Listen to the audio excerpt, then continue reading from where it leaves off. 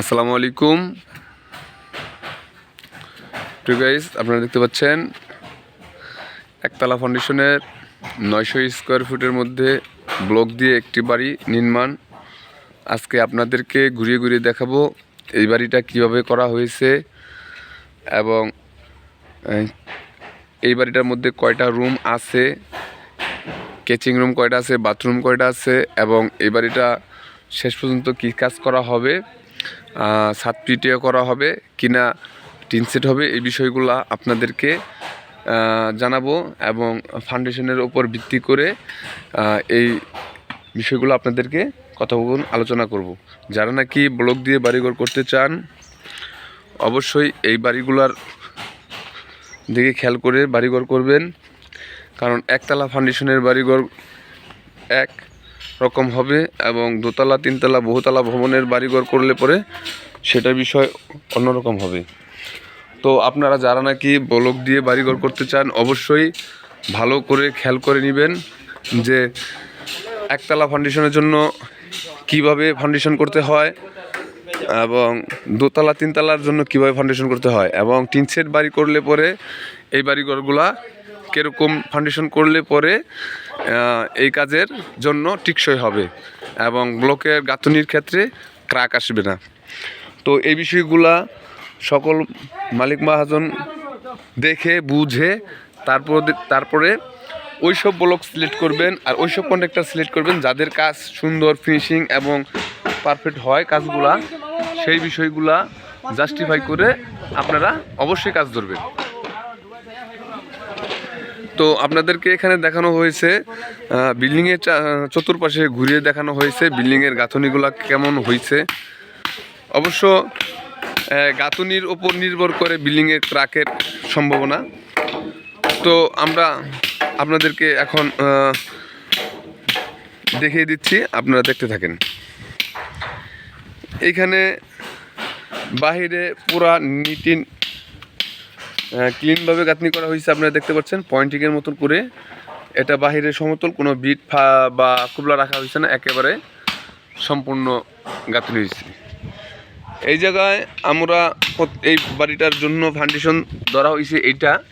এখানে দেখেন মাটি সমতল জায়গার কারণে এখানে একটা 12x10 ভীম ফাউন্ডেশন করা হয়েছে। এই যে এটা একটা ভীম, এটা একটা ভীম 10x12। এই ভীম ঢালাই করার পরে আপনি ফাউন্ডেশনের উপর, এটা শুধুমাত্র একতলা ছাদের জন্য প্রযোজ্য, এর ওপরে আর কোনো কিছু করবে না মহাজনে এবং করতে যাবেও না। সেই ক্ষেত্রে এই বাড়িটা বিম দিয়ে ফাউন্ডেশন করা হয়েছে লুড বেয়ারিং সিস্টেম, যেটা লুড বেয়ারিং ব্লকের উপরে লুড থাকবে এবং লুড বেয়ারিং সিস্টেম কিভাবে হয় সেটা বুঝায় আপনাদের বলছি, পরবর্তীতে দেখাইতেছি। আপনারা দেখেন এখানে আমাদের এই বাড়িটা হয়েছে নিচে মোটা ব্লক 4 লেয়ার ব্লক দিয়ে বাড়িটা করা হয়েছে, 2.5 ফুট উচ্চতা করা হয়েছে এবং ভীম ডালার পরে 4 লেয়ার ব্লক গাঁথার পরে এখন আপনাদেরকে ভিতরে নিয়ে যাই। সম্পূর্ণ ফ্লোর, এই যে দেখেন ফ্লোর ঢালাই দেওয়া, আমাদের কিন্তু এখনো ছাদ হয় নাই, দেখতে পাচ্ছেন ছাদ হয় নাই। তো এই যে দেখতে পাচ্ছেন 4 লেয়ার মোটা ব্লক গাঁথনি করার পরে, যেটা নাকি 8x8 মানে 20 সেন্টি বাই 20 সেন্টি এবং 40 সেন্টি লম্বা যে ব্লকটা 2 হোল্ডের, এই ব্লকের মাধ্যমে এই যে ব্লকটা আপনাদেরকে দেখাই। এখানে খোলামেলা ব্লক তো শেষ। আমি একটা এই বাড়ির ব্লকে হিসাব দিয়েছিলাম, এইখানে আমার 3 পিস ব্লক শর্ট বেশি হয়েছে মাত্র, যেই হিসাবটা দিছি এই যে এটা 2 হোল্ডের মোটা ব্লক, এটা দিয়ে ফাউন্ডেশন করা হয়। এই একটা আর এই হলো দুইটা, এই 3 পিস, একটা যে আনতে সময় ভাঙছে, এই 3 পিস ব্লকই বেশি হয়েছে, আর নাহলে দেখাইতে পারতাম না। তো যাই হোক, এই মোটা ব্লক দিয়ে ভিটি পর্যন্ত ফাউন্ডেশন করে, তারপরে ভিটি পর্যন্ত ফাউন্ডেশন করে পুরোটা ফ্লোর একত্রিতে ঢালাই দেওয়া হয়েছে। এই যে দেখেন, আপনারা দেখাই রুমের ভিতরে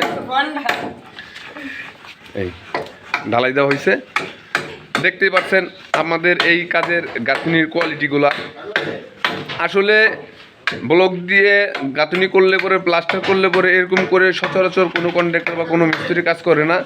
তবে আমাদের টিম, আমাদের ইঞ্জিনিয়ার এবং ব্লকের মহাজন এবং কন্ট্রাক্টর সহকারে যেভাবে সাজেশন দেয়, ডিসিশন দেয়, ওই ডিসিশন হিসেবে এইরকমভাবে কাজ করা হয়েছে। তো সম্পূর্ণ বাড়ির এই ফ্লোরগুলা একত্রিত ঢালাই দেওয়া হয়েছে। ঢালাই দেওয়ার কারণ যাতে আপনার লুড বিয়ারিং সিস্টেমে করা হয়েছে, সেই জন্য ছাদ পিটাইলে পরে অনেক সময় ছাদ উঁচা নিচা হয় বা ডেবে যায়, এবং কি ফ্লোরটা পুরোটা করার কারণে ফ্লোরের যে বান মানে লুড বিয়ারিংয়ের যে বানটা ছিল সেটা একত্রিত মজবুত হয়ে পুরোটা সমতল ফ্লোরের মধ্যে পৌঁছে গেছে। দেখতে পাচ্ছেন এই যে একটা রুম। এখন আপনাদেরকে প্রথম শুরু থেকে বিস্তারিত জানিয়ে দেই যে এই বাড়িটার মধ্যে 3টা রুম আছে, একটা ডাইনিং স্পেস, 2টা টয়লেট এবং একটা কিচেন রুমের সমন্বয় 900 স্কোয়ার ফুটের মধ্যে এই বাড়িটা নির্মাণ করা হচ্ছে। এই বাড়িটার মধ্যে একতলা ছাদ পিটানো হবে। এখন আমরা প্রথমেই এই বাড়িটার মধ্যে শুরুতেই গেট দিয়ে প্রবেশ করব। গেটটা রাখা হয়েছে 4 ফুট। এখানে কোনো ডিজাইন করবে না মহাজনের অল্প টাকার কারণে।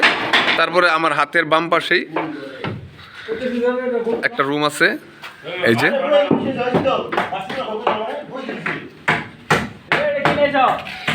এই রুমটা হলো 12 ফুট বাই 12 ফুট।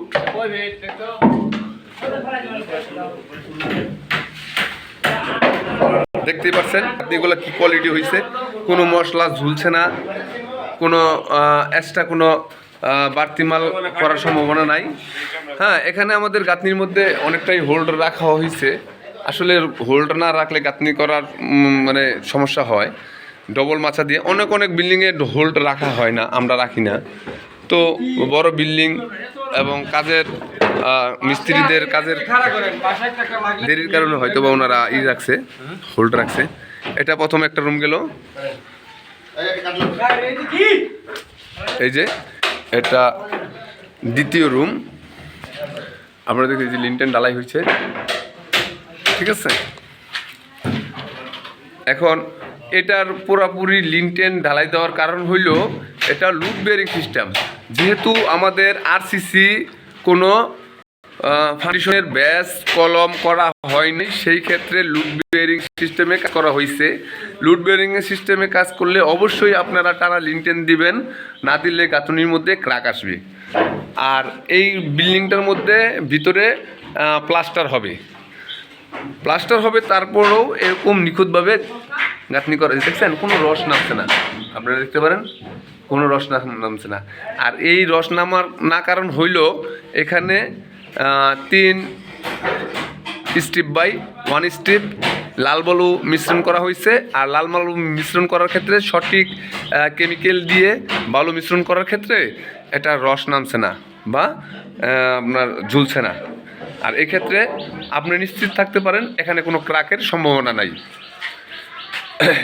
এই জন্য টানা লিনটেন দেওয়া হয়েছে। আর লুড বেয়ারিং সিস্টেমটা আপনি বুঝতে পারবেন কীভাবে, আপনাদেরকে আমি দেখাচ্ছি। আরেকটা বিষয় আপনাদেরকে নিচে থেকে দেখা যায়, তারপর আমি উপরে উঠতেছি। এই যে একটা হলো আপনাদের কিচেন রুম, এটা ডাইনিং স্পেস হিসেবে ব্যবহার করা হবে। এটা হলো একটা কিচেন রুম। এই কিচেন রুমের ওপরে সেল দেওয়া হয়েছে। হ্যাঁ, আবার এখানে একটা সেল দেওয়া হবে, এটা বাকি রাখছে শাটারিংয়ের জন্য, সাথে শাটারিংয়ের বাঁশবুশ দেওয়ার জন্য বাকি রাখছে, সেলটা পরে করে দিবে। এই যে এটা হলো 6 ফুট বাই 7 ফুট একটা কিচেন রুম, যথেষ্ট, এটা চলে। আপনারা দেখতে পাচ্ছেন 2 রুমের সামনে 2টা কমন বাথরুম। এই 3 রুমের কারণে একটা বাথরুম অ্যাটাচ দেয় নাই। আপনারা চাইলে এখানে বাথরুম অ্যাটাচ করে দিতে পারতো, কিন্তু মহাজনরা চাইনি বিদায় এখানে করা হয়েছে না। আর 2 বাথরুমের মাঝখানে গাঁথনি করে দেওয়া হচ্ছে, আর পুরোটাই ভিতরে ফলসাদের উপরে ফাঁকা। সেটা আপনাদেরকে দেখাচ্ছি আর কি, এই দেখছেন। তো যাই হোক, অনেক কষ্ট করে ছাদের উপরে উঠলাম। আমি ছাদের উপরে সহজে উঠি না, হ্যাঁ, অনেকদিন পরে উঠছি ছাদের উপরে। এখন আপনাদেরকে যেটার বিষয় জানানো হবে, লুড বেয়ারিং কীভাবে হয়। আপনারা দেখতে পাচ্ছেন ওই যে কোণার মধ্যে দেখেন রড দেওয়া 3টা খাড়া, এটা ওই ডাইরেক্ট নিচে থেকে, এখন তো গাঁথনি হয়ে গেছে সেই জন্য বোঝানো সম্ভব না। তো একেবারে ভীম যেটা দেখাইছিলাম প্রথমে শুরু থেকে, ওই ভীম থেকে শুরু করে একেবারে ছাদ পর্যন্ত লুড বেয়ারিং সিস্টেমে নিচ থেকে 12 মিলি রড উঠছে এবং 2 ফুট 3 ফুট পর পর ওই যে দেখেন রড, এই যে রড, এই যে রড, এই যে রড, এই যে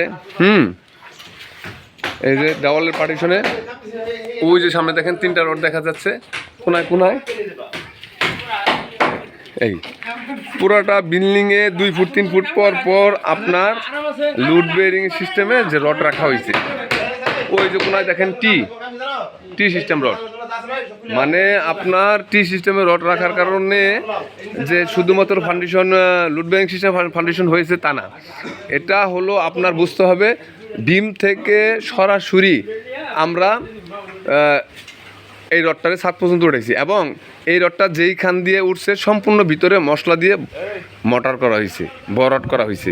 এখন ওই যে যেই বিষয়টা আমি বোঝাতে চাচ্ছি যে ওই যে এই রডটা এই রডটা এই রডটা, তাহলে আমাদের যদি এখানে একটা ফাউন্ডেশনের কলম থাকতো তাহলে 10x10 একটা কলম থাকতো একতলা ফাউন্ডেশনের জন্য, তো 10x10 একটা কলম থাকতো এবং এখানে কোনার মধ্যে একটা 10x10 কলম থাকতো।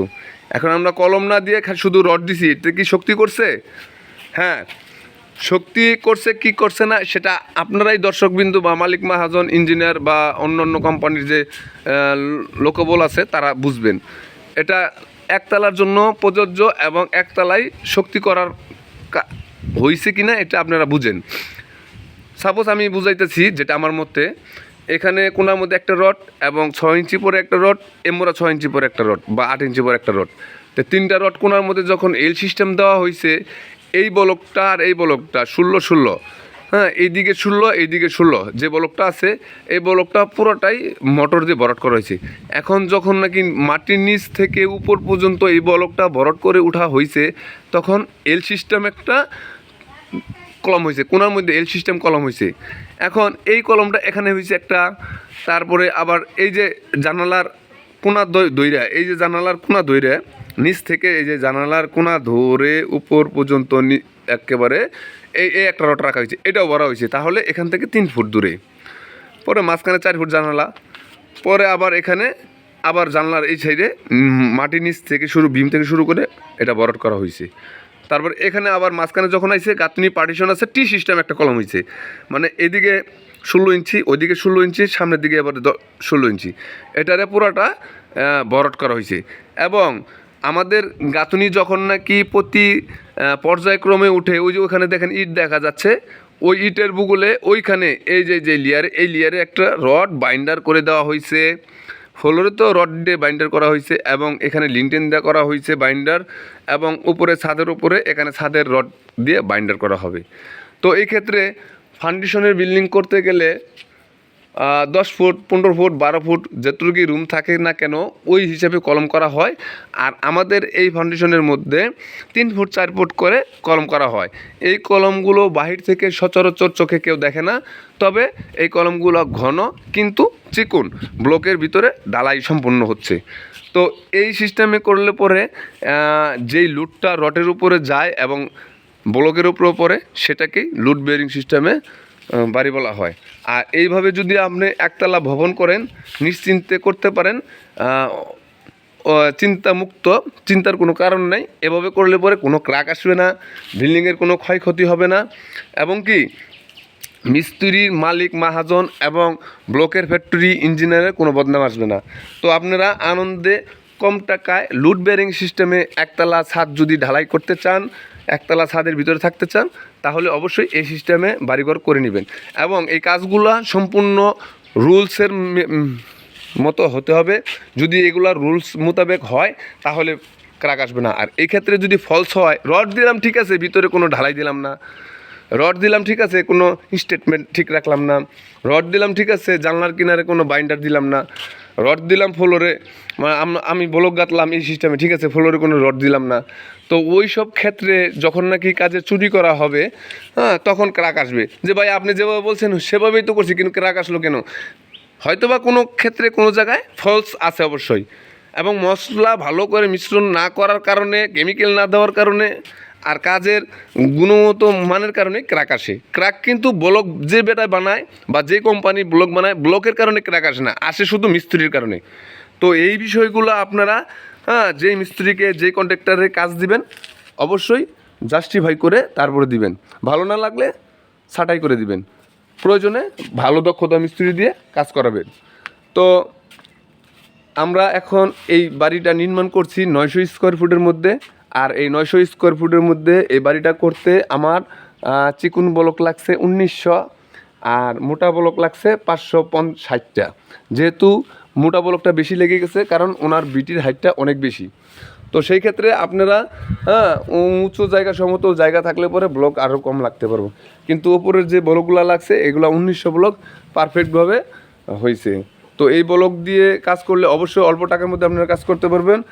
আর আমাদের এই ব্লকের ঠিকানা গাজীপুর কাপাসিয়া শালদই চৌরাস্তা, ব্লকের মহাজন